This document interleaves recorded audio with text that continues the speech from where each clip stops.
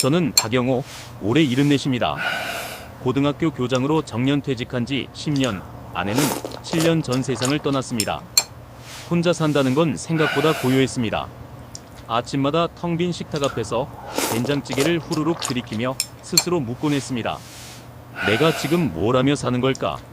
거실 책장에는 평생 붙잡았던 교과서들이 빼곡합니다. 사회, 윤리, 역사. 그 옆엔 상패들이 늘어서 있죠. 내 삶은 교과서처럼 살아왔어. 이 말을 자부심처럼 내뱉었지만 요즘은 오히려 공허하게 느껴집니다. 아들 영수는 대기업 부장, 딸 민지는 간호사. 둘 다 잘 컸지만 우리 사이엔 벽이 있습니다. 명절이나 돼야 얼굴을 비추고 통화도 바쁘다며 끊기 일수. 손주 얼굴은 영상통화로만 보게 됐습니다. 아내가 죽기 전에 했던 말이 있습니다. 당신은 애들한테 선생님이었지 아버지는 아니었어요. 그 말이 귀에 맴돌았습니다. 74 생일날 아이들이 오랜만에 집에 와서 실버타운을 권했습니다. 호텔 같은 시설, 다양한 프로그램, 의료 서비스. 아버지, 더 편히 지내실 수 있어요? 저는 순간 자존심이 상했죠. 나보고 늙은이 시설에 들어가라는 거냐? 하지만 밤새 생각했습니다. 혼자 늙어가는 것과 낯선 곳에서 새로운 시작을 하는 것, 무엇이 나을까? 결국 영수에게 말했습니다. 그 실버타운, 한번 가보자. 창밖을 바라보며 스스로 중얼거렸습니다. 교과서에 없는 마지막 장을 써보는 거야. 처음 도착한 실버타운은 정말 호텔 같았습니다. 반짝이는 샹들리에, 친절한 직원들, 깔끔한 방. 창밖으론 정원이 보였습니다. 프로그램 안내표를 보며 가슴이 뛰었습니다.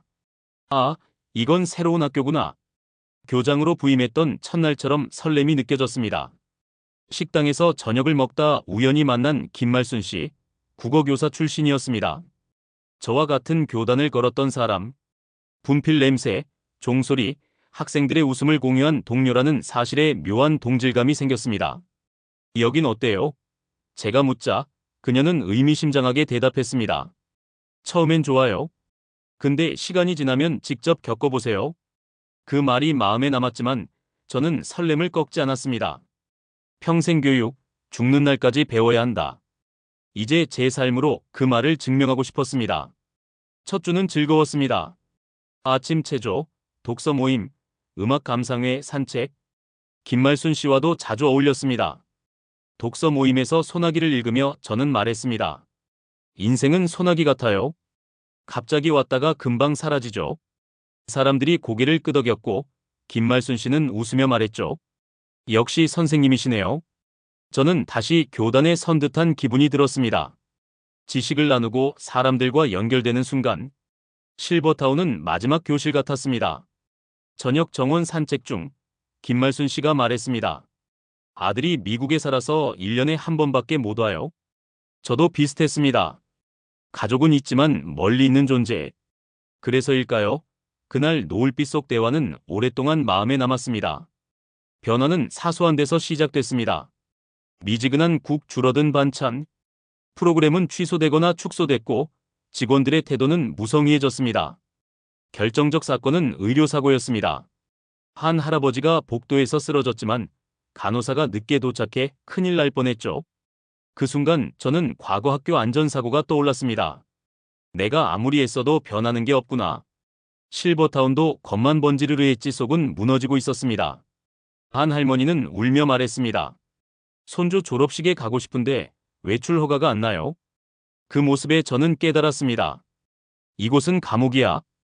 운동실에서 작은 다툼이 있었습니다. 저는 원칙을 강조했지만 한 입주민이 말했죠. 여긴 학교가 아니에요. 당신 같은 사람 때문에 답답하다고요. 순간 얼굴이 화끈거렸습니다. 평생 옳다고 믿었던 원칙이 독선으로 비쳤다는 사실. 아내가 했던 말이 떠올랐습니다.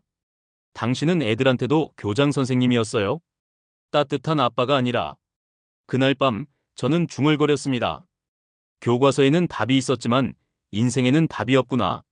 손녀 지민이의 졸업식. 저는 약속했지만 외출 허가가 거부됐습니다. 영수도 회사 일로 못 온다고 했습니다. 졸업식 후 영상통화에서 지민이가 말했습니다.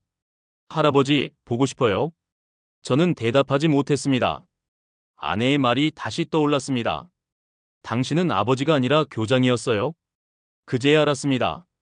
저는 가족을 위해 산 게 아니라 원칙을 위해 살았던 겁니다.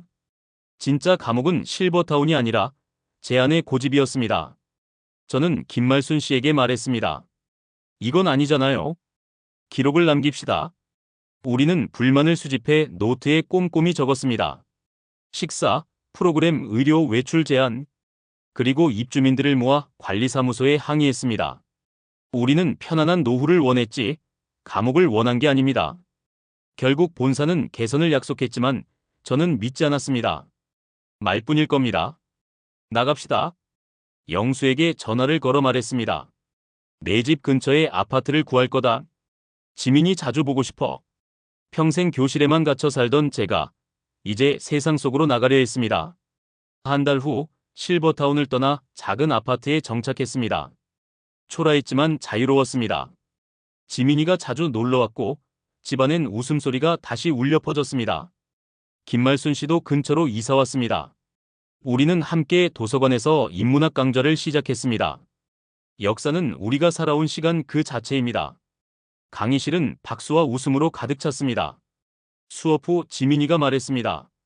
할아버지, 지금이 더 행복해 보여요. 저는 웃으며 대답했습니다. 그래, 지금이 더 좋아. 그날 밤 일기에 적었습니다. 교과서 없는 교실, 원칙 없는 교실. 하지만 사랑이 가득한 교실. 창밖 달빛이 환했습니다. 교과서에 없는 것이야말로 진짜 삶의 답이었다. 저는 늦게나마 그 답을 배웠습니다. 그리고 내일은 또 어떤 배움이 기다릴지 설레며 잠들었습니다.